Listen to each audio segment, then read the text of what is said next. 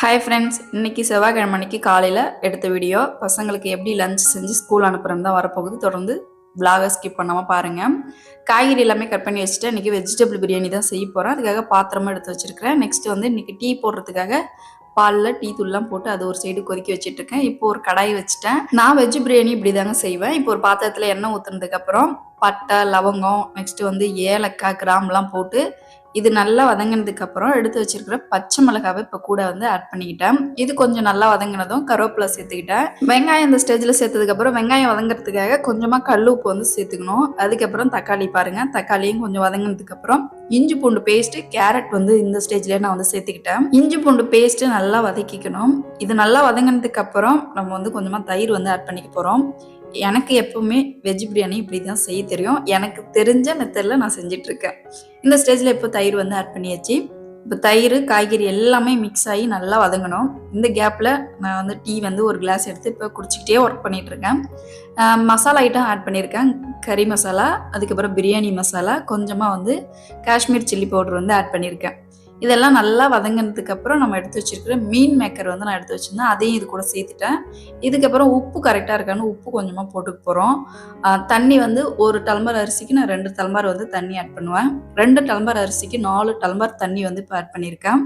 உப்பு காரம் எல்லாம் கரெக்டாக இருக்கான்னு செக் பண்ணதுக்கப்புறம் ஒரு பிளேட் எடுத்து இப்போ மூடி வச்சுட்டேன். நல்லா கொதி வந்ததுக்கப்புறம் நம்ம வந்து அரிசி போட்டால் போதும். அரிசி வந்து நான் பச்சரிசி தான் எடுத்திருக்கேன். பாஸ்மதி அரிசிலாம் தீர்ந்து போயிடுச்சு. பச்சரிசி தான் இருந்துச்சு. சரி, இன்றைக்கி தன்ஷி விரும்பி கேட்டதுனால பச்சரிசி வச்சு பாப்பாவுக்கு வந்து பிரியாணி செஞ்சு கொடுத்துட்டேன். தயிர் பச்சடி இப்போ ரெடி பண்ணியாச்சு. ஆக்சுவலி தயிர் வந்து வீட்டில் இல்லை, இவ்வளோ தான் இருந்துச்சு. பசங்க சாப்பிட்றதுக்கும் அவங்க லஞ்ச் கொண்டு போகிறதுக்கும் கொஞ்சமாக இருந்தால் போதும்ட்டு இருந்த தயிரை வச்சு ஒரு 4 வெங்காயத்தை நீட்டு வாக்கில் கட் பண்ணி போட்டு அவங்களுக்கு தயிர் பச்சடி ரெடி பண்ணிட்டேன். சூப்பராக இப்போ கொதி வந்துச்சு பாருங்கள். இந்த ஸ்டேஜில் நம்ம வந்து அரிசி ஆட் பண்ணிக்க போகிறோம். பச்சரிசி தான் நான் வந்து இன்றைக்கி ஆட் பண்ணிகிட்ருக்கேன். ஆல்ரெடி உப்பு காரம்லாம் கரெக்டாக இருக்குன்னு நம்ம தண்ணி ஆட் பண்ணும்போதே பார்த்துட்டோம். இப்போ கொதி வந்ததுக்கப்புறம் அரிசி போட்டு இதை மூடி வச்சிட்டோம்னா நல்லா கொதி வந்ததுக்கப்புறம் இதுக்கப்புறம் பிரியாணி பக்குவமாக நம்ம வந்து வேக வச்சு எடுக்கணும். அதில் தான் இருக்குது நம்ம திறமை. குழையாமல் பக்குவமாக எடுக்கணும். ரொம்ப நாளைக்கு அப்புறம் இப்போ பிரியாணி செய்கிறதுனால கரெக்டாக வருமோ வராதோன்னு வேற ஒரு மைண்டில் திங்கிங் போயிட்டே இருக்குது. பிரியாணிலாம் நம்ம வந்து வீக்லி 1 டைம் செஞ்சுட்டே இருக்கும்போது தான் கரெக்டாக பக்குவமாக நமக்கு கிடைக்கும். இல்லைனா கண்டிப்பாக சொதப்பல் தான். பாருங்கள், இந்த ஸ்டேஜில் வந்து சூப்பராக வந்து தம் போட்டு விட்டேன். தம் போடுறதுக்கு தண்ணி வந்து லைட்டாக சூடு பண்ணி நம்ம எடுத்து தம் போட்டோம்னா மேலே இருக்கிற ரைஸும் சீக்கிரம் வந்து குக் ஆகி நமக்கு வந்து சூப்பராக கிடைக்கும். தர்ஷன் இப்போ கிளம்பிட்டான். பாப்பாவும் இப்போ வந்து கிளம்பிட்டா. இவளுக்கு வந்து தலை மட்டும் இப்போ சீவி விட்டுடணும். Next water bottle, lunch box எல்லாமே எடுத்து வச்சாச்சு. சாதம் மட்டும் இப்போ ரெடி ஆகிடுச்சுன்னா அவங்க சாப்பிட்டுட்டு உடனே கிளம்பிடுவாங்க. இப்போ வந்து தம் வந்து உடைக்கிறதுக்காக வந்திருக்கேன். இப்போ மேலே இருக்கிற தண்ணி எடுத்துகிட்டு பிளேட் எடுத்துகிட்டு பாருங்கள் ரைஸ் எப்படி உதிரி உதிரியாக வந்திருக்குன்னு. நான் கூட எங்கே வேகாமல் வந்துருமோ இல்லை குழைய போயிடுமேனு 2 ஆப்ஷன்லேயே திங்கிங்லேயே இருந்தேன். ஆனால் பரவாயில்ல, பக்குவமாக நமக்கு வந்து பிரியாணி சூப்பராக கிடச்சிச்சு. அப்படியே இறக்குனதுமே லேசாக மல்லி இலை போட்டு சூப்பராக அடி பிடிக்காமல் நல்லா கிண்டி கிளறி விட்டுட்டு இப்போ பாப்பா வந்து சாப்பிட்றதுக்காக பிளேட் எடுத்துகிட்டு வந்தா. சரி, பிளேட்டை காட்டுமா, சாப்பாடு போட்டு கொடுத்துறேன், நீ சாப்பிட்டுட்டு போயிட்டு தலை சீவரத்துக்கு ரெடி ஆகு அப்படின்னு சொல்லிட்டேன். இப்போ பாப்பாவும் பாருங்கள், பிரியாணி ஸ்மெல்லு அப்படியே வீடெல்லாம் சூப்பராக வாசனையாக இருந்துச்சு. பாப்பா எனக்கு பிடிச்ச பிரியாணி செஞ்சுருக்கீங்கன்னு பாப்பாவுக்கு ரொம்ப சந்தோஷம். இப்போ பாப்பாவை சாப்பிட ஸ்டார்ட் பண்ணிட்டா. நெக்ஸ்ட்டு இப்போ தம்பிக்கு சாதம் போட்டு கொடுத்தேன். தம்பிக்கு ஒரு பிளேட்டில் பிரியாணியும் கொஞ்சமாக தயிர் பச்சடியும் தம்பிக்கு போட்டு கொடுத்துட்டு இப்போ தம்பியும் சாப்பிட ஸ்டார்ட் பண்ணிட்டாரு. லஞ்ச் பாக்ஸு இப்போ பேக் பண்ணுறதுக்காக இப்போ சாதத்தை கொண்டு வந்து ஹால்லே வச்சுட்டேன். 2 பேருக்கும் லஞ்ச் பாக்ஸு இப்போ கட்டியாச்சு. பாருங்கள், பிரியாணி, தயிர் பச்சடி, அவங்க வந்து ஸ்நாக்ஸ் கொண்டு போகிறதுக்காக கடலை மிட்டாய் வந்து எடுத்து வச்சுருக்கிறேன். ஃபைனலாக லஞ்சு கூட ரெடி பண்ணியாச்சு. இப்போ பசங்களும் ரெடி ஆகிட்டாங்க. பாப்பாவுக்கு தலை சீவி விட்டுட்டேன். தன்ஷி இன்னும் தலை சீவி கற்றுக்கவே இல்லை. காலையிலேருந்து வீட்டு வேலை செய்கிறது ஒரு பங்கு இருந்துச்சுன்னா பாப்பாவுக்கு தலை செய்வதுக்கு எனக்கு ஒரு 20 நிமிஷம் எடுத்துக்கிறதா இருக்குது. அதுதான் எனக்கு ரொம்ப ஹார்ட் ஒர்க்காக இருக்குது. அவளாக தலை சீவி கற்றுக்கிட்டானா பிரச்சனையே இல்லை. இப்போ நான் சீவி விடுறதுனால எனக்கு ரொம்ப குக்கிங் வேலையும் பார்க்கணும், இங்கேயும் பார்க்கணும். ரொம்ப வந்து ப்ரெஷராக இருக்கும். காலையில் வந்து ரொம்ப பரபரப்பாக இருக்கும். பாப்பா அந்த கார்னர் போயிட்டா. தம்பி லேட்டு, சாப்பிட்டுட்டு வரத்துக்கு லேட் ஆகிடுச்சு. பட் 2 பேருமே வேன் வர்றதுக்கு முன்னாடி 2 பேரும் சாப்பிட்டுட்டு அந்த கார்னருக்கு வந்துட்டாங்க. இப்போ பசங்க 2 பேரும் வேன் ஏறுறாங்க பாருங்கள். நம்ம பசங்க மட்டும் கிடையாது, சிபிஎஸ்சி பசங்க, அப்புறம் அவங்களுடைய தர்ஷனுடைய கிளாஸ் பொண்ணு, ஒரு 5-6 பேர் நம்ம ஸ்ட்ரீட்டில் வந்து அந்த ஸ்கூலில் படிக்கிறாங்க.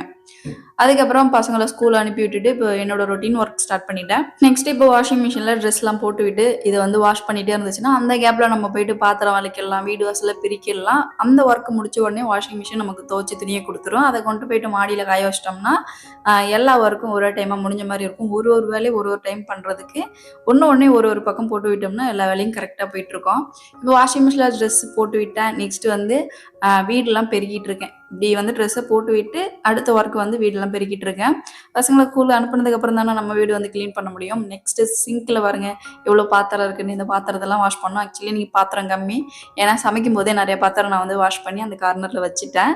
நைட்டும் கொஞ்சம் பாத்திரம் இருந்துச்சுன்னா வாஷ் பண்ணிடுவேன்.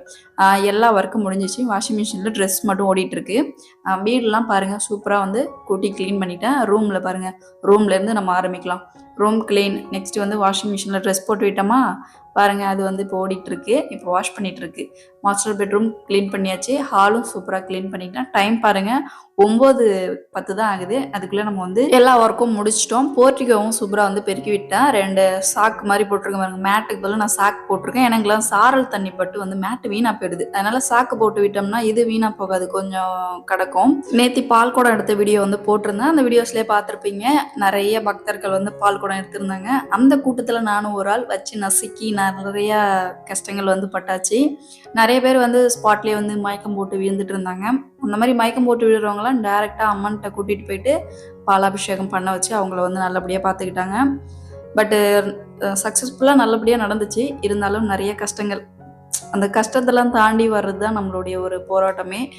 பரவாயில்ல, எவ்வளோ கஷ்டப்பட்டாலும் பரவாயில்ல, நம்ம வந்து சக்ஸஸ்ஃபுல்லாக பால் கூட எடுத்துட்டோமேன்னு நினைக்கும்போது ரொம்ப சந்தோஷமாக இருந்துச்சு. அந்த கூட்டத்தில் வச்சு நசுக்கிறதுல கொஞ்சம் எனக்கு ஹெல்த் டவுன் ஆகிடுச்சு. பரவாயில்ல, கொஞ்சம் இப்போ வந்து ரெக்கவர் ஆகிட்டேன். இப்போ வீட்டு ஒர்க் எல்லாம் முடிச்சாச்சு. மார்னிங் ரொட்டீன் தான் இப்போ பார்த்துட்ருக்கீங்க. கிச்சன் ஃபுல்லாக வந்து பாத்திரத்தெல்லாம் வாஷ் பண்ணி ஒரு டீப் கிளீனிங் பண்ணி விட்டுட்டேன். எப்பயுமே க்ளீனிங் ஒர்க் முடிச்சதுக்கப்புறம் தான் நான் வந்து சாப்பிடுவேன். இன்றைக்கி நான் லாஸ்ட்டாக தான் சாப்பிட்றேன். இன்றைக்கி வந்து வெஜ் பிரியாணி, அவிச்ச முட்டை. இப்போ ஒரு பிளேட்டில் ரைஸ் போட்டு இப்போ சாப்பிட்றதுக்காக ஸ்டார்ட் பண்ணிட்டேன். லாஸ்ட் ஒன் பாருங்கள், பால் வந்து ஃப்ரிட்ஜில் இருந்துச்சு. சரி இன்றைக்கி தயிருக்கு போட்டு விட்டுலான்னு இப்போ வந்து பாலை ஸ்லிம்மில் வச்சு வச்சுட்டேன். அது நல்லா கொதித்து சுண்டி வந்ததும் நம்ம வந்து பெரைக்கு எடுத்து வச்சுருக்கிற மோரை வந்து பால் நல்லா காஞ்சதுக்கப்புறம் ஆற வச்சு நம்ம பெரைக்கு ஊற்றி வச்சிட்டோம்னா அது நைட்டு தயிராக நமக்கு கிடைச்சிடும். சாப்பிட்டு முடிச்சதுக்கப்புறம் வாஷிங் மிஷின் வந்து நம்ம போட்டு விட்டுருந்தோம். வீடு பெருகும் போதே நம்ம போட்டு விட்டுருந்தோம். ஒரு 1 ஹவராக வாஷ் பண்ணி இப்போ தான் முடிஞ்சிருச்சு. இதுக்கப்புறம் இந்த வாஷ் பண்ண ட்ரெஸ் எல்லாம் எடுத்துகிட்டு போயிட்டு மாடியில் வந்து காய வச்சிட்டோம்னா இன்னைக்கு ஒர்க்கு கம்ப்ளீட். டெய்லி என்னுடைய ரொட்டீன் ஒர்க் இப்படி தான் இருக்கும். நிறைய விளாகில் பார்த்துட்டு தான் இருக்கீங்க. எனக்கு நீங்கள் எல்லாமே சப்போர்ட் பண்ணிகிட்ருக்கீங்க. அதுக்கு ரொம்ப நன்றி. நான் இப்போயும் இந்த வீடியோலையும் தெரிவிச்சுக்கிறேன். லாஸ்ட்டாக பாருங்கள், ட்ரெஸ்லாம் எடுத்துகிட்டு வந்து சூப்பராக மாடியில் வந்து காய வச்சுட்டேன். பசங்களுடைய மண்டே யூனிஃபார்ம், நேற்று போட்டுட்டு போன யூனிஃபார்ம், இன்றைக்கி செவ்வாய்க்கிழமை காலையில் எடுத்த வீடியோ தான். யூனிஃபார்ம் டெய்லியும் வாஷ் பண்ணால் தான் அவங்க டெய்லி வந்து ஸ்கூலுக்கு வேர் பண்ணிட்டு போக முடியும். ஏன்னா 2 யூனிஃபார்ம் தான் அவங்க கிட்டே இருக்குது. மண்டே யூனிஃபார்ம் தனியாக, மொத்தம் 3 யூனிஃபார்ம். அவங்க வாரத்தில் 5 நாள் 2 யூனிஃபார்ம் தான் போட்டுட்டு போகிறாங்க. ஒரு யூனிஃபார்மை 1 to 1 நாள் நான் வாஷ் பண்ணி தான் ஆகணும். இப்போ ஃபைனலாக மாடிக்கு வந்து ட்ரெஸ்லாம் வந்து காய வச்சாச்சு. கிளிப்பு எல்லாமே நான் போட்டு விட்டேன். கிளிப்பு போடலன்னா கண்டிப்பாக மாடியிலேருந்து கீழே விழுந்துடும். அதுக்கப்புறம் நம்ம எடுத்து திரும்ப வாஷ் பண்ணி போடுற மாதிரி வரும். நான் எப்பவுமே கிளிப்பு போட்டு ட்ரெஸ்ஸை சேஃபாக தான் நான் மாடியில் காய வச்சுட்டு வருவேன்.